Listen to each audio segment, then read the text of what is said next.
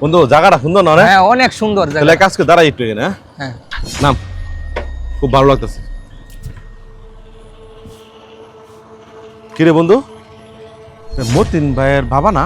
হ্যাঁ এরকম তো মনে হইতেছে। আই তো যাই দি কি ব্যাপার। মুরব্বি আসসালামু আলাইকুম, এদিকে আসেন।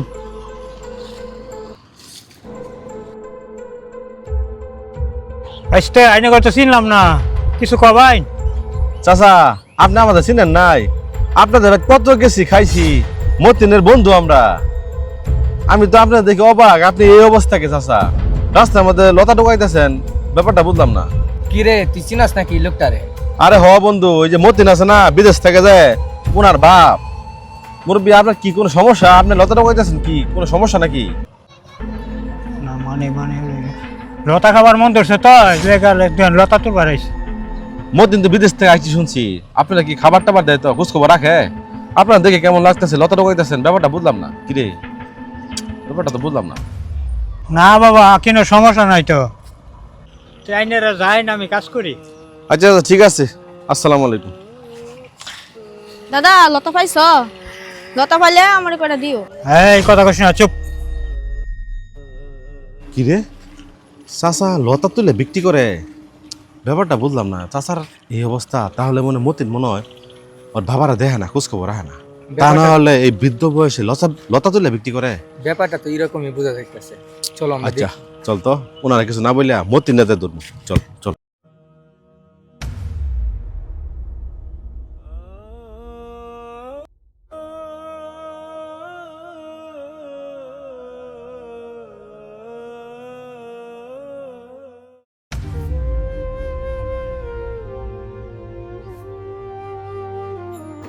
আরে দোস্ত কি খবর? হ্যাঁ দোস্ত ভালো আছো?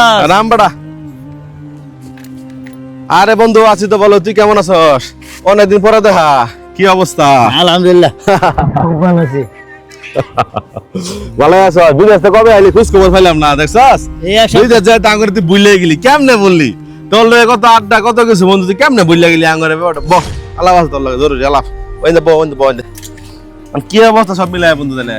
বন্ধু আসলে বিদেশ থেকে তো অনেক ঝামেলা, এই জন্য তোদের সাথে এই দেখা করতে সংযোগ করতে পারি না। ই কর বন্ধু, একটা নতুন হোটেল আছে, আচ্ছা খাসির মাংস দিয়ে খুব সুন্দর রান্না করে, যা আমরা খাই গিয়ে। আচ্ছা আচ্ছা বন্ধু, খামু, অসুবিধা নাই। অন ঘটনা হইলো তোর আব্বারা দেখলাম রাস্তার ধারে লতা তুলতাছে, ব্যাপারটা বুঝলাম না। তুই কি তোর আব্বা আমার খোঁজ খবর রাখস না? দেখে তো মনে হইলো খুব একটা খারাপ অবস্থার মধ্যে আছে। বন্ধু কি হয়েছে, ব্যাপারটা খুলে গেছে আমারে। না বন্ধু কোনো সমস্যা নাই, আমরা তো লতা তুলে এই খাওয়ার জন্য আর কি লতা তুলে। ও খাওয়ার জন্য না? বন্ধু আর মিথ্যা কথা কইস না, তোর সম্বন্ধে আমি খোঁজ খবর নিয়ে আইছি।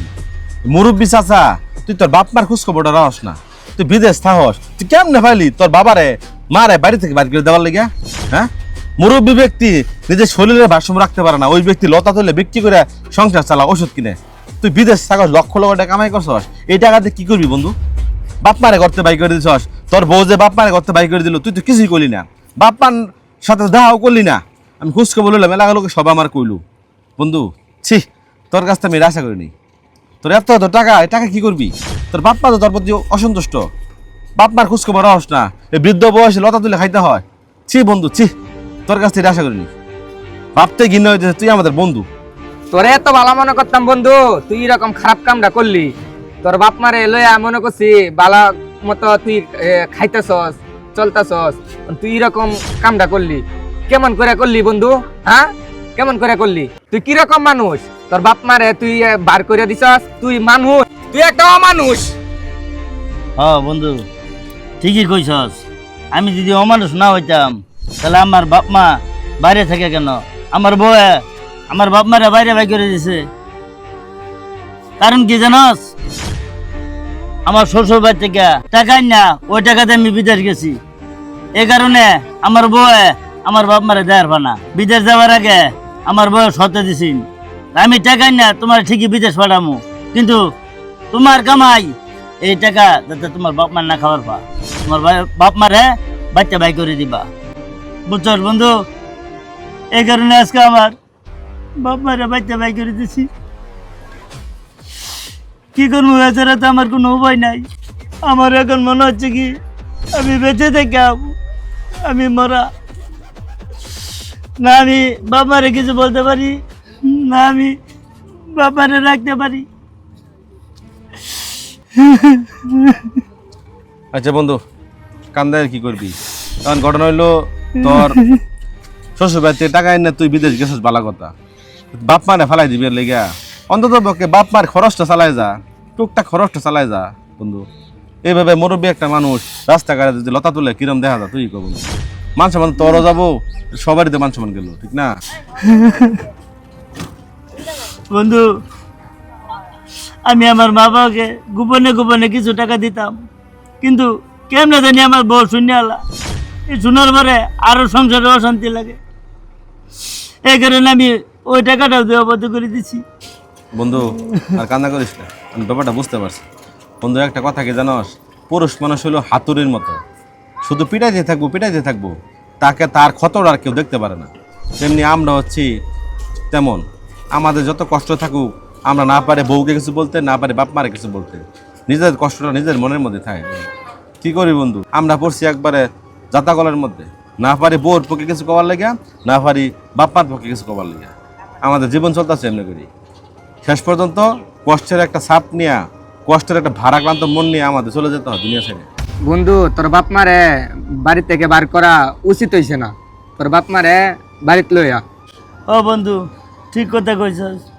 আমিও বুঝতে পারলাম আমার বাপ মারে বাই করে দেওয়াটা আমার ঠিক হয়েছে না। ঠিক আছে, আমি আমার বাপ মারে আবার বাড়িতে নিয়ে যাবো। প্রয়োজনে আমার বউ যদি যাইও দেখা, তাতে আমার সমস্যা নাই।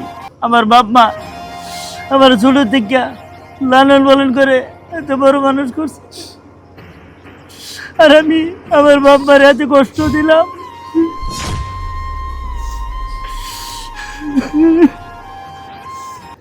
প্রয়োজনে আমার বউ যদি বাড়ি থেকে চলে যায়, যাক সমস্যা নাই, কিন্তু আমার বাপ মারে আমি আজই বাড়ি জানবো। ঠিক আছে বন্ধু, তোরা থাক, আমি ওখানে বাপারে লই আই। আপনি রাজপ্রাসাদে থাকলেও আপনার শান্তি থাকবে না যদি সেই ঘরে আপনার বাবা মা না থাকে, আর আপনি কুড়ে ঘরে থাকলেও শান্তি পাবেন যদি সেই ঘরে আপনার বাবা মা থাকে। ভিডিওটা কেমন লাগলো কমেন্টসে বলবেন, ভালো লাগলে শেয়ার করবেন।